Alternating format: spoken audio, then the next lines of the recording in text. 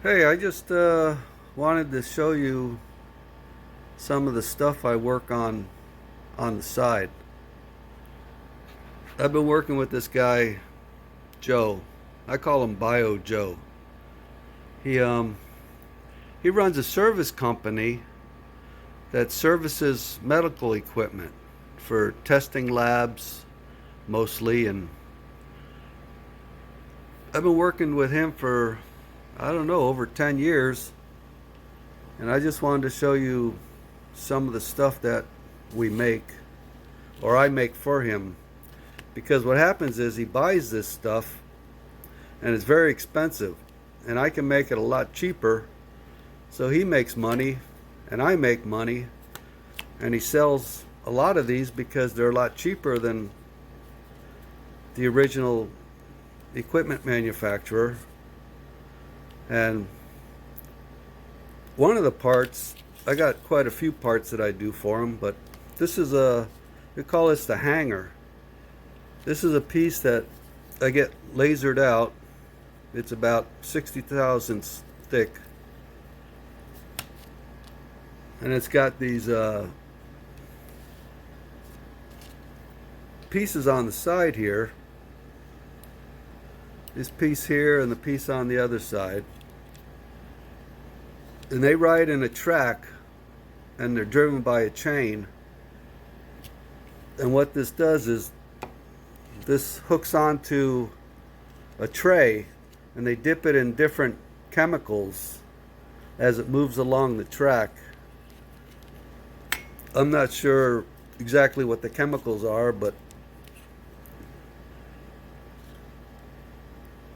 I get these parts lasered out, like I said. Then I deburr them. Then I make these wire pieces, which is this piece here on both sides. I get that from a piece of stock. It's a 76 thousandths diameter stainless steel, and I bend it with a Z bender, and then it's fitted into this slot here,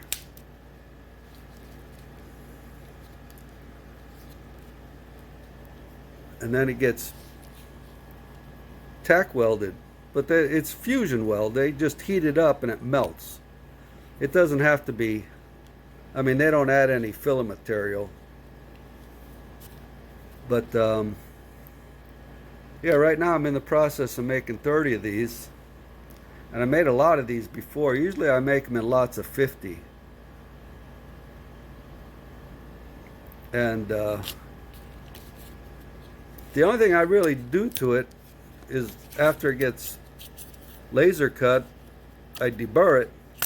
Then I send it to the, well, after I make the rod, I give it to the welder, and they weld them in. And there was a time when I was making these, and the welder couldn't get them in a appropriate amount of time. And for what they're charging for the welding of these pieces, it's just, like I said, they're just brazed in there. Not brazed, but I mean just melted. They just take the torch and they melt it. Because all it has to do is keep this wire attached.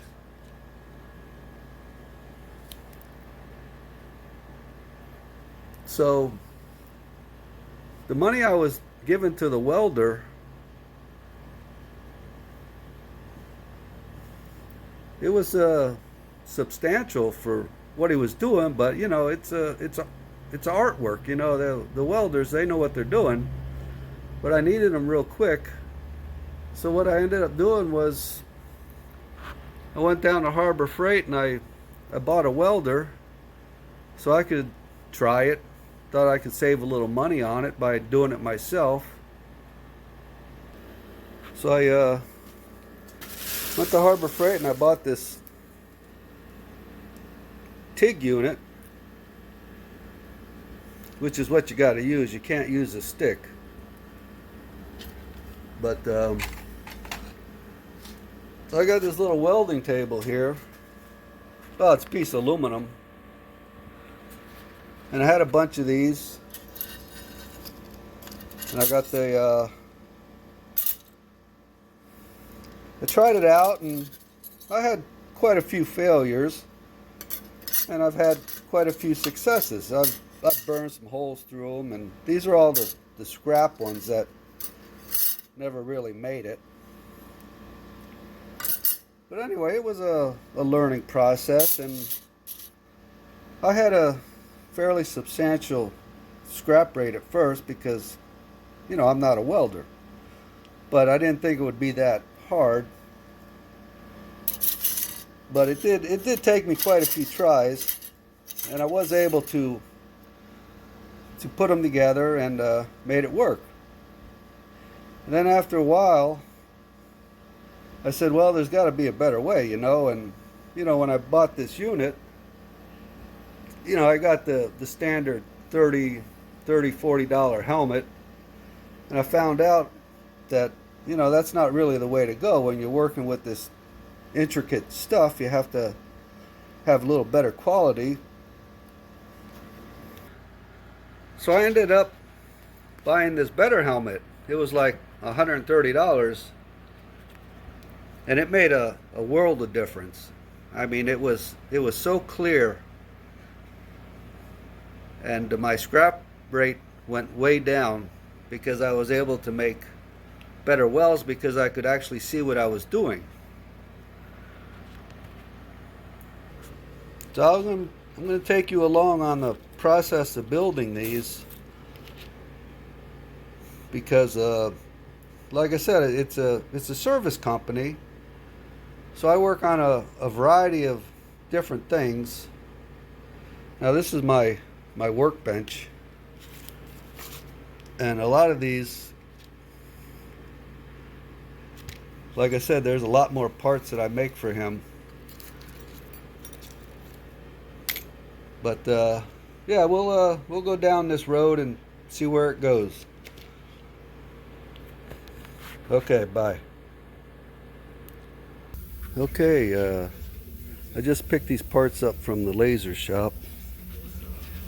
Normally they don't even take them out of the sheet, but yeah, I got to clean them up a little bit. Yeah, they got a couple of burn marks on them, but they clean up pretty good. I gotta pop this piece out of the middle.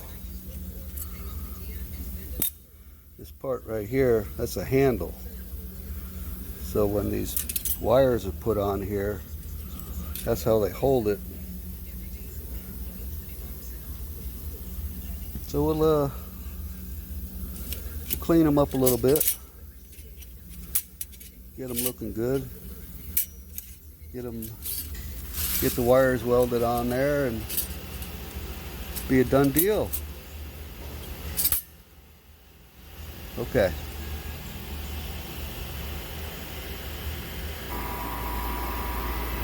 Okay, here the parts are. I deburred them, gave them a light sanding on both sides, break the edges, and now they're ready to get the little legs put on.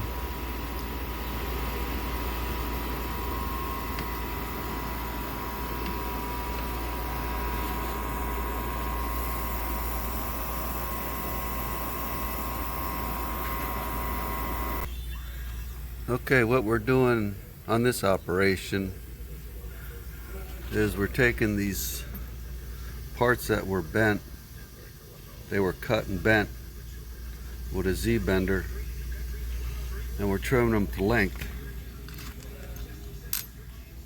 The end here's got to be cut, the end over here's got to be cut. This is a before and after.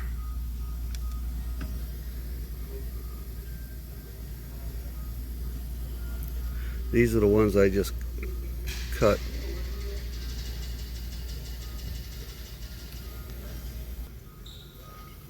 Yeah, these are the ones that I already cut and I Z-bend, and now I'm doing that operation on trimming them.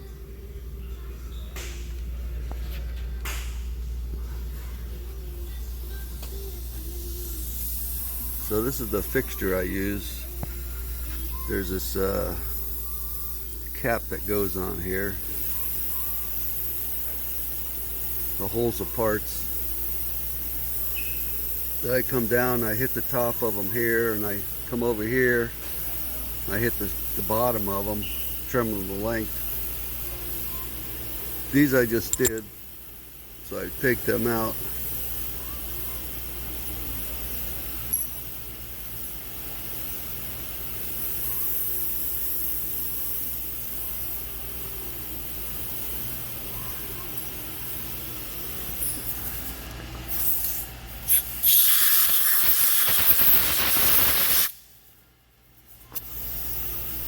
We're going to put some new ones in.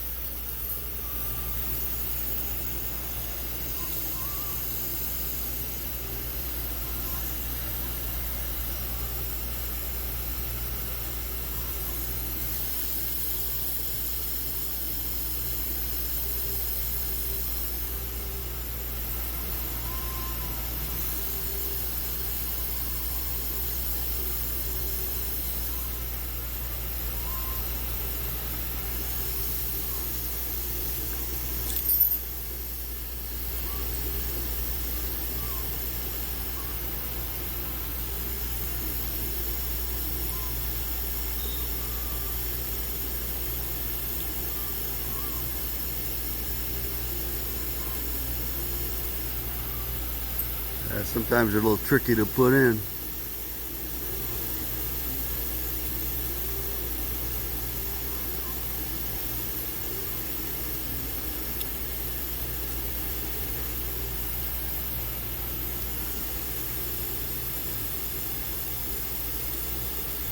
Okay.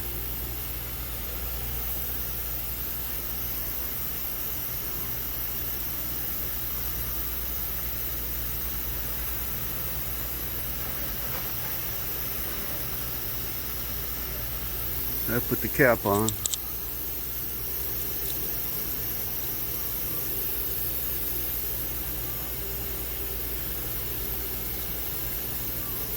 So what happens is that this one bolt pulls them down in the back,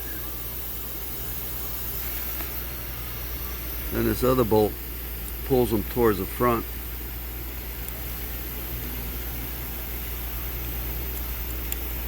Don't want them moving around.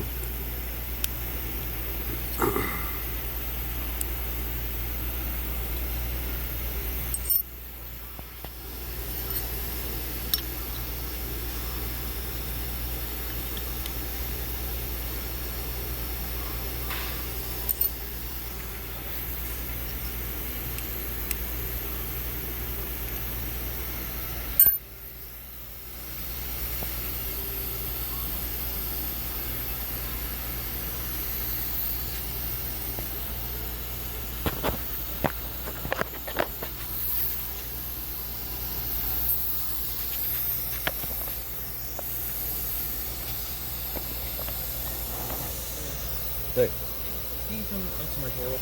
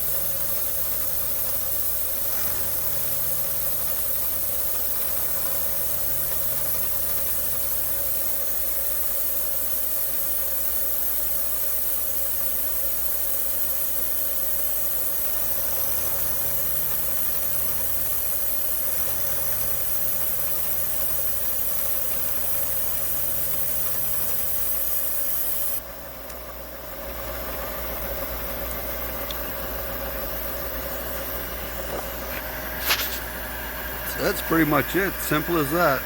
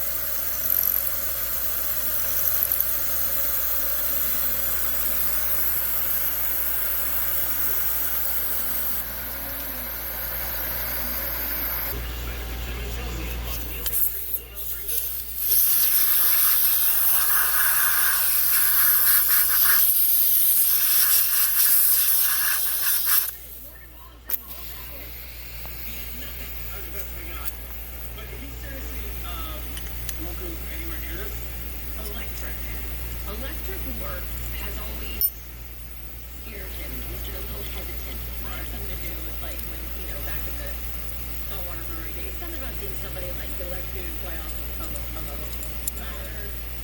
Scarred him a little bit. Okay. Dude, I can understand. I am the exact same way. Yeah, he's very fearless, especially when it's like, you cross that wire with this wire, and that looks right, and then it's like, and it just freaks him out. So what does he do when you have to deal with something like that? Hi, Razorback, can you come over? Please do our electric. Hi, this is Bo Ethan. We live at it's a phone call. Okay, here we have the completed parts. They all look pretty good.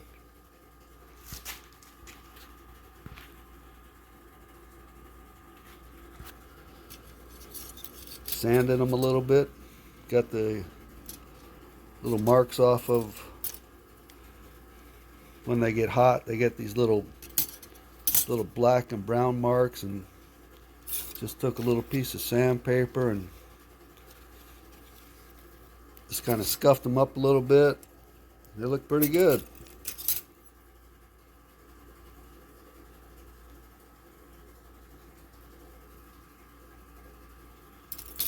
Now we're gonna put them in the box and ship them out.